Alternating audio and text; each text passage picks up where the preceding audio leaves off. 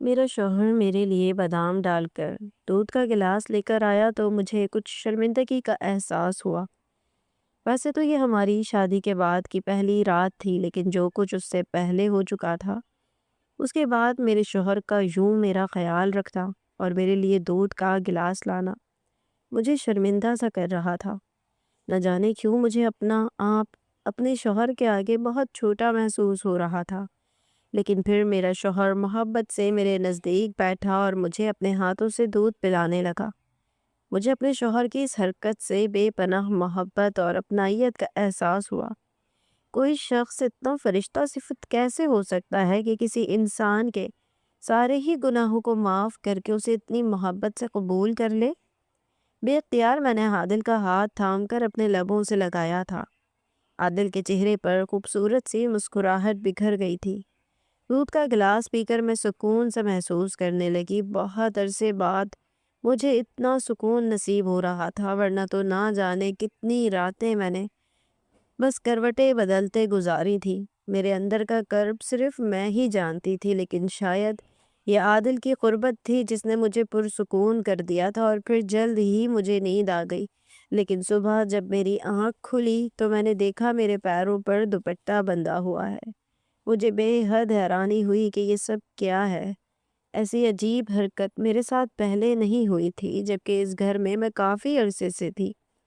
ابھی میں انہی سوچوں میں بیٹھی تھی کہ عادل کمرے میں داخل ہوا، دوپٹے کی جانب حیرانگی سے دیکھتے ہوئے بولا، یہ کیوں باندھا ہوا ہے؟ کیا پاؤں میں درد ہے؟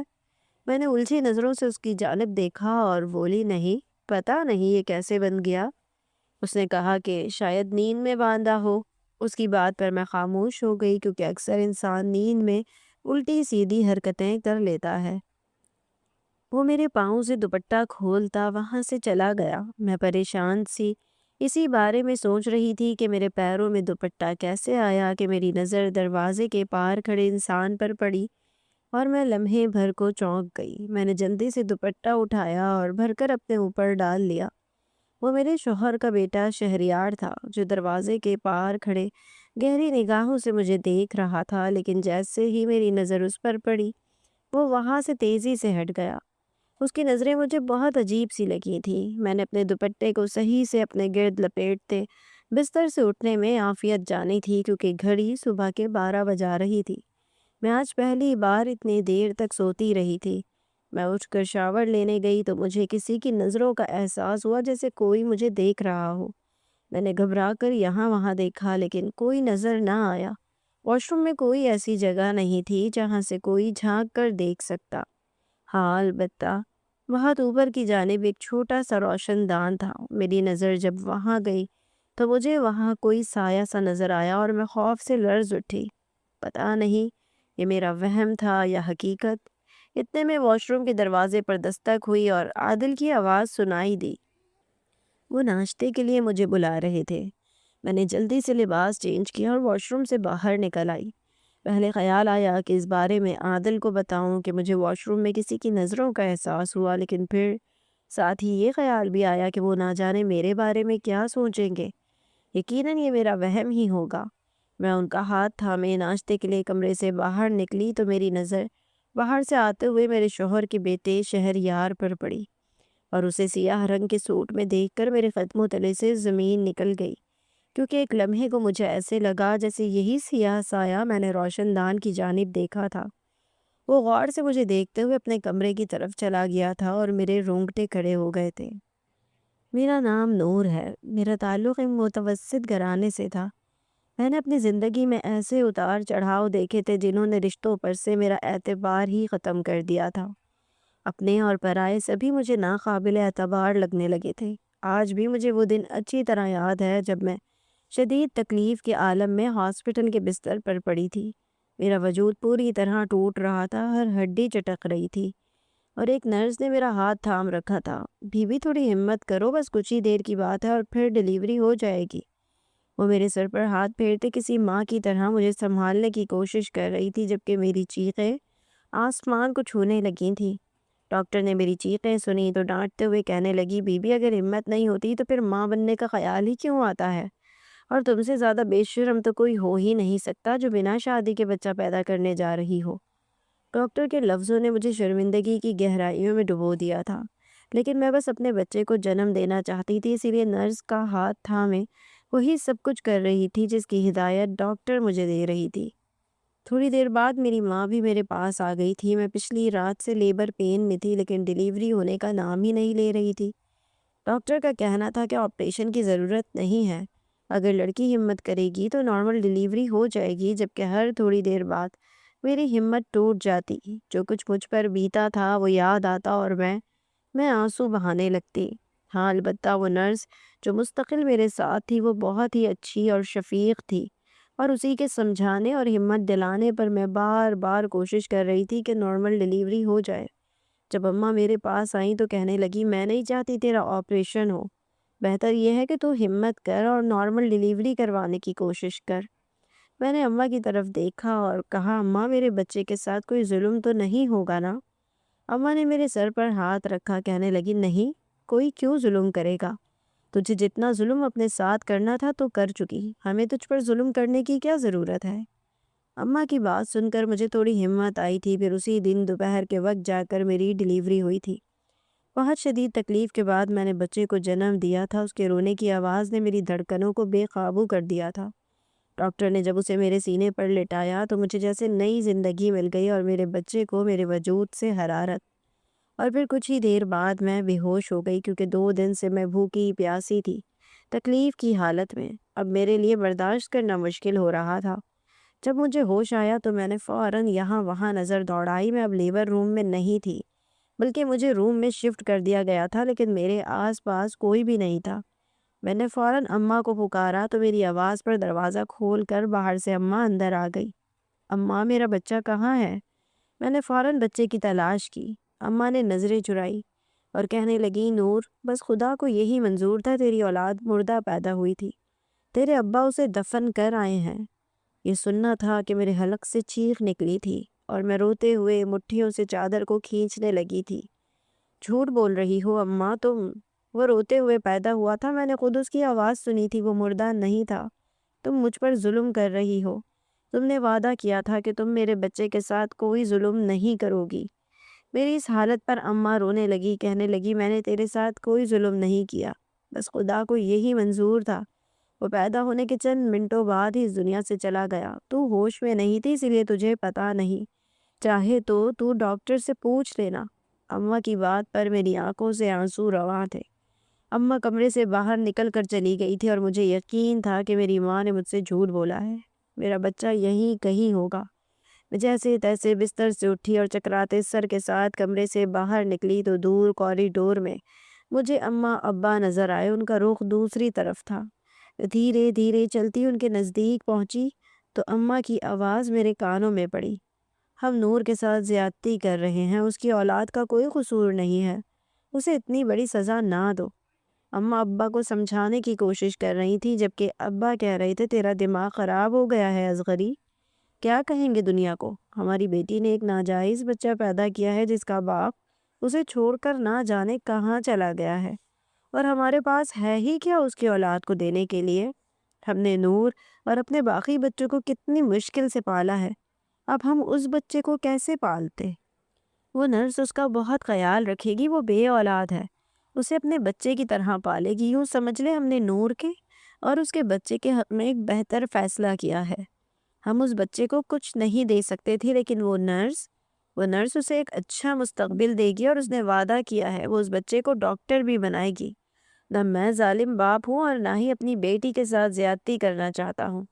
یہ زیادتی تو نور نے خود اپنے ساتھ کی ہے، کس نے کہا تھا اسے کہ اس طرح کسی غیر کے عشق میں پڑ جائے؟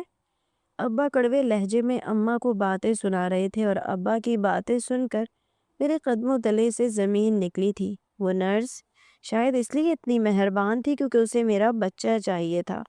میں نے فوراً واپسی کے قدم اٹھائے اور یہاں وہاں اسپتال میں نرس کو تلاش کرنے لگی، وہ کہیں نہ ملی۔ پھر میں نے سٹاف سے پوچھا تو پتہ چلا کہ آج اس کی ڈیوٹی کا آخری دن تھا اور وہ اپنی ڈیوٹی پوری کر کے ہاسپٹل چھوڑ کر جا چکی ہے، اسے دوسرے شہر اپنے گھر جانا تھا۔ یہ سن کر مجھ پر قیامت ٹوٹی تھی۔ میں دیوانوں کی طرح بس اسٹینڈ کی طرف جانے کے لیے نکل پڑی تھی۔ کیونکہ مجھے پتا چلا تھا کہ وہ دوسرے شہر جانے کے لیے بس اسٹینڈ کی طرف نکلی ہے۔ یقیناً وہ میرا بچہ لے کر بھاگ رہی تھی۔ میں چکراتے ہوئے سر کے ساتھ ہاسپٹل سے باہر نکلی اور سڑکوں پر بھاگنے لگی۔ نہ مجھے راستوں کا علم تھا، نہ منزل کی خبر۔ بس اتنا معلوم تھا کہ مجھے اپنے بچے کو اپنے پاس رکھنا تھا، اسے بچانا تھا۔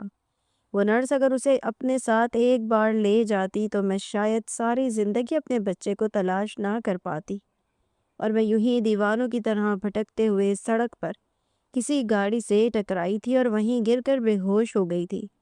جب مجھے ہوش آیا تو میں ایک بہت بڑے سے کمرے میں تھی، نرم اور کشادہ بستر پر۔ میں گھبرا کر اٹھی، یہاں وہاں دیکھا، لیکن میرے آس پاس کوئی بھی نہیں تھا۔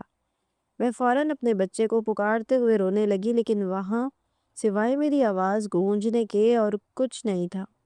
ایسا لگتا تھا جیسے میں کسی ویرانے میں موجود ہوں جہاں میرے سوا کوئی نہیں۔ نہ کوئی میرے رونے کی آواز پر آیا تھا، نہ چیخ و پکار پر۔ کافی دیر بعد میں نے ہمت کی، بستر سے اٹھ کر کھڑی ہوئی تو مجھے سائڈ ٹیبل پر ایک نوٹ لکھا ہوا نظر آیا جس میں صاف لکھا تھا: میں معذرت چاہتا ہوں، میری غلطی کی وجہ سے شاید آپ میری گاڑی سے ٹکرا گئی۔ میں نہیں جانتا آپ کون ہیں، کہاں سے آئی ہیں، اس لیے میں آپ کو راستے میں چھوڑ کر بھاگنے کی بجائے اپنے گھر لے آیا۔ اگر ہوش میں آنے سے پہلے مجھے ایک ضروری کام سے جانا ہے، اسی لیے آپ کو یہاں چھوڑ کر جا رہا ہوں۔ میں 2-4 دن کے لیے دوسرے شہر جا رہا ہوں، میرے واپس آنے تک یقیناً آپ کو ہوش آ چکا ہوگا۔ اگر آپ آرام کرنا چاہیں تو میرے گھر میں کر سکتی ہیں، اور اگر جانا چاہیں تو بھی جا سکتی ہیں۔ گھر میں ہر چیز موجود ہے، اگر کچھ کھانا پینا ہو تو میری طرف سے کسی چیز پر کوئی پابندی نہیں، اپنا خیال رکھنا۔ وہ کاغذ میں نے 2 دفعہ پڑھا تھا، جس پر نہ لکھنے والے کا نام تھا، نہ ہی اس کی واپسی کی کوئی خاص تاریخ۔ کمرے میں ایک بڑا سا فریج موجود تھا، میں نے اٹھ کر فریج کھولا، پانی پیا۔ بھوک اور کمزوری سے میں نڈھال ہو رہی تھی۔ فریج میں فروٹ بھی موجود تھے، میں نے کچھ فروٹ کھائے اور پھر وہیں سکون سے بیٹھ گئی۔ میرا جسم پوری طرح ٹوٹ رہا تھا۔ میرے لیے اس وقت یہاں سے باہر نکلنا ممکن نہیں تھا۔ 4 قدم چلتے ہی میں لڑکھڑا کر گرنے لگی تھی، اسی لیے میں واپس بستر پر لیٹ گئی اور پھر دوبارہ نیند میں چلی گئی۔ پھر کب میری آنکھ کھلی مجھے خبر نہ ہوئی۔ میں نے گھڑی کی طرف دیکھا تو بھی اندازہ نہ ہوا کہ یہ دن کے 11 بج رہے ہیں یا رات کے۔ میں نے اٹھ کر کمرے کی کھڑکی کے پردے ہٹائے تو آگے سورج روشن تھا، ہر طرف سویرا ہی سویرا تھا۔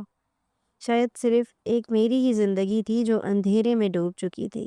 مجھے یقین تھا کہ وہ نرس اب تک میرے بچے کو لے کر کہیں دور چلی گئی ہوگی۔ بے اختیار ہی میری آنکھوں سے آنسو بہنے لگے تھے۔ 9 مہینے جس بچے کو میں نے اپنی کوکھ میں سنبھالا تھا، وہ آج مجھ سے کوسوں میل دور تھا۔ میں نے بس اس کی ایک جھلک ہی تو دیکھی تھی۔ میرے اندر کی مامتا تڑپ رہی تھی، جس کی پیاس بجھانے کے لیے میں کچھ نہیں کر سکتی تھی۔ میں نے دور پھیلے ہوئے کھیتوں کو دیکھا تو دل میں طرح طرح کے خیال آنے لگے۔ یقیناً یہ جگہ شہر سے کافی دور تھی۔ ارد گرد کوئی گھر نظر نہیں آ رہا تھا۔ میں کمرے سے نکلی اور دھیرے دھیرے سارے گھر میں گھومتے پھرتے میں نے ہر کھڑکی سے باہر کا منظر دیکھا، اور ہر کھڑکی سے جھانکنے پر یہی اندازہ ہوا کہ یہ جگہ واقعی ہی شہر سے الگ تھلگ بنی ہوئی تھی۔ میں ابھی اس بڑے سے گھر کا جائزہ ہی لے رہی تھی کہ باہر سے ایک ملازمہ اندر آئی تھی۔ اس نے مجھے دیکھ کر سلام کیا اور کہنے لگی، بی بی جی، صاحب مجھے ہدایت کر کے گئے تھے کہ میں آپ کا خیال کروں، اور آپ جب تک چاہیں یہاں رہ سکتی ہیں۔ صاحب 2 دن بعد واپس آ جائیں گے، میں آپ کے لیے ناشتہ بنا دوں۔ وہ بہت مؤدب انداز میں پوچھ رہی تھی اور میں نے ہاں میں سر ہلایا تھا اور واپس کمرے میں جا کر بیٹھ گئی تھی۔ یہ کون مہربان تھا جو نہ صرف مجھے اٹھا کر لایا تھا بلکہ اپنے گھر میں اتنی آزادی سے رہنے کی اجازت بھی دے دی تھی۔ ملازمہ کو بھی میرے لیے چھوڑ کر گیا تھا، جبکہ میرے اپنوں نے میرا اعتبار توڑا تھا۔ میں اپنے گھر واپس نہیں جانا چاہتی تھی۔ میرا دل پوری طرح ٹوٹ چکا تھا۔ میرے ماں باپ نے میری گود اچاڑی تھی، مجھ سے میرا بچہ چھینا تھا۔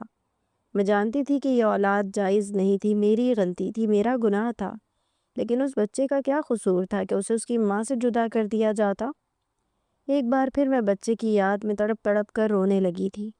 ملازمہ ناشتہ لے کر میرے کمرے میں آ گئی اور مجھے روتا دیکھ کر خاموش کروانے لگی۔ بی بی جی، فکر نہ کریں، سب ٹھیک ہو جائے گا۔ صاحب بہت اچھے ہیں، آپ جب تک چاہیں یہاں رہ سکتی ہیں، کوئی مسئلہ نہیں ہوگا۔ وہ مجھے سنبھال رہی تھی اور میں بس کسی کاندھے کی ہی تو تلاش میں تھی۔ اس کے کاندھے سے لگ کر میں نے کتنی دیر آنسو بہائے تھے، اور پھر ناشتہ کر کے فریش ہونے چلی گئی تھی۔ اس ملازمہ نے مجھے کچھ نئے جوڑے بھی دیے تھے جو شاید اس کے صاحب دے کر گئے تھے۔ میں صاف ستھری ہو کر سکون سے بستر پر بیٹھ گئی تھی۔ کرنے کے لیے کچھ کام نہیں تھا، پھر کمزوری کی وجہ سے بار بار نیند بھی آ رہی تھی۔ اس ملازمہ نے مجھے کچھ نئے جوڑے بھی دیے تھے جو شاید اس کے صاحب دے کر گئے تھے۔ میں صاف ستھری ہو کر سکون سے بستر پر بیٹھ گئی تھی۔ کرنے کے لیے کچھ کام نہیں تھا اور پھر کمزوری کی وجہ سے بار بار نیند بھی آ رہی تھی۔ ہاں، البتہ ملازمہ نے میرا خیال رکھنے میں کوئی کسر نہ چھوڑی تھی، اور ایسے ہی 2 دن گزر گئے تھے اور پھر 2 دن بعد میرے کمرے کے دروازے پر دستک ہوئی تھی۔ مجھے لگا ملازمہ ہے۔ میں بستر پر لیٹی ہوئی تھی۔ میں نے اسے اندر آنے کی اجازت دے دی، لیکن جب دروازہ کھولا تو اندر آنے والا ایک لمبا چوڑا خوبصورت مرد تھا جس کے کاندھوں پر شال ڈلی ہوئی تھی اور چہرے پر روب تھا۔ میں ایک دم گھبرا کر اٹھ بیٹھی۔ وہ مسکرایا اور کہنے لگا، پریشان نہ ہو، میں وہی ہوں جس کی گاڑی سے آپ ٹکرائی تھی، یہ میرا ہی گھر ہے۔ مجھے ضروری کاروباری سلسلے میں جانا پڑا تھا، اس لیے میں آپ سے ملاقات کیے بنا چلا گیا۔ مجھے خوشی ہوئی کہ میرے واپس آنے تک آپ یہیں رہیں اور میری اور آپ کی ملاقات ہو گئی۔ اس دن کے لیے میں معذرت چاہتا ہوں، میں نے جان بوجھ کر کچھ نہیں کیا تھا۔ نہ جانے کیسے آپ اچانک سے میری گاڑی کے آگے آ گئیں۔ وہ شرمندگی سے معافی مانگ رہا تھا، جبکہ غلطی تو میری تھی۔ میں جانتی تھی کہ میں ہی دیوانوں کی طرح سڑکوں پر بھاگ رہی تھی۔ میری آنکھیں نم ہونے لگی، میں نے نظریں چرا لی۔ اس نے میری حالت دیکھی تو کہنے لگا، آپ بے فکر ہو کر جب تک چاہیں یہاں رہ سکتی ہیں۔ میرا پورا گھر خالی ہے، مجھے آپ کے یہاں رہنے پر کوئی اعتراض نہیں، اور اگر آپ جانا چاہیں تو بھی میں آپ کو نہیں روکوں گا، لیکن مجھے لگتا ہے اس وقت آپ کی حالت ٹھیک نہیں ہے۔ آپ کو کچھ دن سکون سے یہیں گزارنے چاہیے۔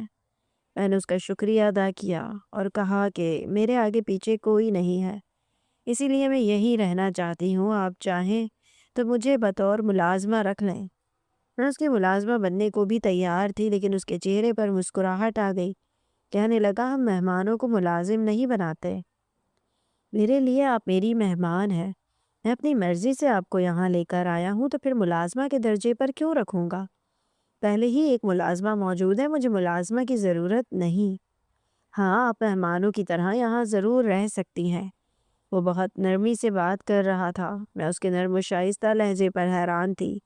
پھر اس نے میری دماغ وغیرہ کا انتظام کیا اور ملازمہ کو ہدایت کی کہ وہ وقت پر مجھے جوس دے تاکہ میری صحت جلدی سنبھل جائے۔ میں اس کی شکر گزار تھی اور وہ واپس چلا گیا تھا، شاید اپنے کمرے میں یا پھر اس گھر سے ہی کہیں دور۔ مجھے کچھ خاص علم نہ تھا۔ پھر 2 دن تک مجھے اس آدمی کا چہرہ نظر نہ آیا، البتہ بار بار اس کا خیال ضرور ذہن میں آیا کہ وہ اتنا مہربان شخص بھلا کون ہے۔ پھر 2 دن بعد وہ دوبارہ سے میرے پاس آیا، میری خیر خیریت پوچھنے لگا۔ میں نظریں جھکائے بیٹھی تھی۔ مجھے شرمندگی سی ہو رہی تھی کہ بنا کسی رشتے کے میں اس کے بیڈ روم پر قابض ہو چکی تھی۔ اس نے غور سے مجھے دیکھا تو کہنے لگا، مجھے آپ کی آنکھوں میں وہی تنہائی اور اداسی دکھتی ہے جو میری زندگی میں ہے۔ اس کی بات سن کر میں چونک گئی۔ وہ کہنے لگا، میری بیوی بہت عرصہ پہلے مجھے چھوڑ کر چلی گئی۔ میرا ایک بیٹا ہے جو شاید مجھے پسند نہیں کرتا، مجھ سے نفرت کرتا ہے۔ شاید اسے لگتا ہے کہ میں نے اس کی ماں کے ساتھ اچھا رویہ نہیں رکھا، جبکہ میں نے کبھی اس کی ماں کے ساتھ کچھ برا نہیں کیا۔ وہ کبھی کبھی اس گھر میں آتا ہے، ورنہ وہ اپنی ماں کے پاس ہی رہتا ہے۔ میری بیوی کے جانے کے بعد سے میری زندگی میں ایسی ہی تنہائی ہے جیسی مجھے آپ کی زندگی میں نظر آ رہی ہے۔ میں اپنی بیوی سے محبت کرتا تھا، لیکن وہ کسی اور کے عشق میں گرفتار ہو کر چلی گئی، اور اب میں اس کی یادوں میں زندہ ہوں۔ نہ جانے کیسے یہ زندگی گزرے گی، کچھ سمجھ نہیں آتا۔ لیکن ایک بات کہوں، اس دن جب میں نے آپ کو سڑک پر دیکھا اور میں آپ کو اٹھا کر یہاں لایا تو مجھے احساس ہوا کہ صرف میں ہی نہیں ہوں جو ایسے کرب سے گزر رہا ہوں۔ دنیا میں اور بھی لوگ ہیں جن کو میری جیسی ہی تکلیف ہے۔ کیا ہم دونوں ایک دوسرے کی تکلیف بانٹ سکتے ہیں؟ عادل کی بات پر میں نے چونک کر اسے دیکھا تھا۔ اس نے لبوں پر مسکراہٹ سجائی اور کہنے لگا، میں آپ سے شادی کرنا چاہتا ہوں۔ میں ہمیشہ سے جائز رشتوں کا قائل رہا ہوں، اسی لیے چاہتا ہوں کہ آپ کو اپنے نکاح میں لوں اور اپنی اور آپ کی تنہائی بانٹ لوں۔ ہو سکتا ہے کہ ہم دونوں اسی لیے ملے ہوں تاکہ ایک دوسرے کے غموں کا مداوع کر سکیں۔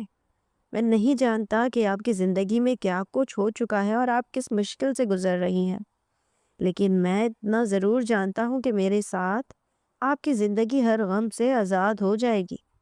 عادل کی باتوں نے مجھے بالکل حیران کر دیا تھا۔ نہ وہ مجھے جانتا تھا، نہ میرے گھر والوں کو، لیکن وہ مجھ سے شادی کی بات کر رہا تھا، اور یہ لفظ شادی، یہ شادی ہی تو میری زندگی کا سب سے بڑا روک تھا۔ اسی لفظ کے بھروسے تو میں نے سب کچھ لٹایا تھا۔ میری آنکھوں میں آنسو بھرنے لگے۔ مجھے وہ منظر یاد آنے لگا جب میرے سامنے بیٹھے شمشاد نے مجھ سے شادی کا وعدہ کیا تھا۔ ہم دونوں کی تنہائی میں وہ پہلی ملاقات تھی جب اس نے باقاعدہ مجھ سے یہ کہا تھا کہ وہ مجھے شادی کر کے عزت سے اپنے گھر میں جگہ دے گا اور ہم دونوں کی محبت ہمیشہ کے لیے امر ہو جائے گی، اور میں نے اس کے اس وعدے کا اعتبار کر لیا تھا۔ وہ میرے ساتھ کالج میں پڑھتا تھا اور وہیں سے ہماری محبت کا سلسلہ شروع ہوا تھا۔ اسی لفظ شادی پر سب کچھ لٹانے کے لیے میں راضی ہو گئی تھی، اور شادی کے اس جھوٹے آسرے پر میں نے اپنی عزت تک گنوا دی تھی۔ وہ مجھے اکثر اپنے فلیٹ لے جاتا، میرے ساتھ رشتہ قائم کرتا، اور جب میں پریشان ہوتی تو کہتا کہ بس جلدی ہماری شادی ہو جائے گی، تم فکر نہ کرو۔ شادی تو نہ ہوئی تھی، لیکن میں امید سے ضرور ہو گئی تھی، اور پھر میرے گھر والوں نے مجھ پر دباؤ ڈالا تھا کہ شمشاد سے کہو رشتہ بھیجے۔ میرے ماں باپ میری اس غلطی کو معاف کرنے کو تیار تھے، لیکن اس شرط پر کہ شمشاد مجھے جلدی رخصت کروا کر لے جائے، اور جب میں نے شمشاد کو بتایا کہ میں امید سے ہوں اور اب وہ رشتہ بھیج دے تاکہ ہماری شادی ہو جائے، تو شمشاد نے میرے منہ پر تھوک دیا تھا۔ اس کا کہنا تھا کہ میری کوکھ میں جو بچہ ہے وہ اس کا نہیں ہے۔ اگر میں اس کے ساتھ تعلق بنا سکتی ہوں تو نہ جانے میرے کتنے مردوں کے ساتھ تعلقات ہوں گے۔ یقیناً میں ایک بد کردار عورت ہوں گی جس نے اب تک نہ جانے کتنے مردوں کے ساتھ ناجائز رشتے بنائے ہوں گے۔ شمشاد نے تو میرے کردار کو ہی داغدار کیا تھا، اور پھر وہ ہمیشہ کے لیے مجھے چھوڑ کر چلا گیا تھا۔ میں تو اس کے لفظوں کو برداشت تک نہ کر پائی تھی، اور وہیں کالج کے گیٹ کے پاس ہی بے ہوش ہو گئی تھی جہاں اس نے میرے اعتبار کی کرچیاں بکھیری تھی۔ نہ جانے کیسے اور کس نے مجھے میرے گھر پہنچایا تھا۔ میرے ماں باپ کو جب پتا چلا کہ شمشاد مجھے چھوڑ کر چلا گیا ہے تو ابا نے اماں سے کہہ دیا اس کا بچہ ضائع کروا دو۔ ہم دنیا کو کیا بتائیں گے کہ یہ بچہ کس کا ہے؟ اس نے تو ہمیں خاندان میں منہ دکھانے کے قابل نہیں چھوڑا۔ اور پھر ابا کے کہنے پر اماں مجھے ہاسپٹل لے کر گئی تھی، لیکن ڈاکٹر نے صاف انکار کر دیا۔ میں بہت دبلی پتلی کمزور سی لڑکی تھی، اور شمشاد کی بے وفائی کے بعد تو پوری طرح ہی ختم ہو گئی تھی۔ ابارشن کو برداشت نہیں کر سکتی تھی، بچے کے ساتھ ساتھ میری جان کو بھی خطرہ ہوتا، اور اسی لیے ڈاکٹر نے منع کر دیا تھا، اور مجبوراً اماں ابا نے مجھے دنیا کی نظروں سے چھپا کر گھر میں قید کر دیا تھا۔ رات کے اندھیرے میں ہی ڈیلیوری کے لیے مجھے ہاسپٹل پہنچایا گیا تھا، اور میرا بچہ پیدا ہوتے ہی کسی اور کے حوالے کر دیا گیا تاکہ دنیا کو میری اس بدکاری کا علم نہ ہو۔ میں مانتی تھی کہ میں بدکار ہوں، مجھ سے گناہ ہوا، لیکن میرے بچے کا اس میں کوئی قصور نہیں تھا۔ کم سے کم میرے ماں باپ کو اس کے ساتھ یہ زیادتی نہیں کرنی چاہیے تھی، اور اسی لیے اپنے رشتوں سے بدزن ہو کر میں نے دوبارہ واپس نہ جانے کا فیصلہ کیا تھا، لیکن میرے پاس رہنے کے لیے کوئی ٹھکانہ نہیں تھا۔ اسی لیے میں عادل کے گھر میں ٹھہر گئی تھی، اور اب وہی عادل ایک بار پھر مجھ سے شادی کا ذکر کر رہا تھا۔ وہی لفظ میرے زخموں کو ادھیڑنے کو کافی تھا۔ میں بری طرح رونے لگی۔ عادل نے میرا ہاتھ تھام لیا۔ کیا بات ہے نور، مجھے بتاؤ، شاید میں تمہارے غموں کا مداوع کر سکوں۔ اور پھر میں نے عادل کو خود پر بیتی ہر سچائی کے بارے میں سچ سچ بتا دیا تھا۔ عادل کچھ دیر تک میری بات سن کر خاموش رہا، اور پھر کہنے لگا کہ اکثر جوانی میں لڑکیوں سے غلطیاں ہو جاتی ہیں، لیکن مجھے لگتا ہے کہ لڑکیوں سے کہیں زیادہ یہ غلطی مرد کی ہوتی ہے کہ وہ ایک لڑکی کی کمزوری کا فائدہ اٹھا کر اسے شادی کے نام پر جھانسا دے کر ہمیشہ کے لیے تباہ کر دیتا ہے۔ میرا ماننا ہے کہ تمہاری نہیں بلکہ یہ شمشاد کی غلطی تھی کہ جس نے تمہیں لفظ شادی کے نام پر پوری طرح استعمال کر لیا اور پھر تمہیں چھوڑ گیا، لیکن میں تمہیں یقین دلاتا ہوں کہ میں تم سے شادی کر کے تمہیں عزت سے اپنے گھر میں رکھوں گا۔ عادل کی آخری بات پر میں نے چونک کر اسے دیکھا تھا۔ سب کچھ جاننے کے باوجود بھی وہ مجھ سے شادی کرنے کو تیار تھا، یہ جاننے کے بعد بھی کہ میں اب ایک بچے کی ماں تھی وہ بچہ جسے مجھ سے چھین لیا گیا تھا۔ کیا آپ واقعی مجھ سے شادی کرنا چاہتے ہیں؟ میں نے حیرت سے پوچھا تھا اور عادل نے سر ہلا دیا تھا اور مجھے اپنا آپ بہت ہی چھوٹا محسوس ہو رہا تھا۔ عادل شادی شدہ تھا، اس کی بیوی اسے چھوڑ کر گئی تھی، لیکن میری تو شادی ہی نہیں ہوئی تھی اور میں نے بنا شادی کے غیر مرد کے ساتھ تعلق بنایا تھا۔ یہی بات مجھے بہت شرمندہ کر رہی تھی۔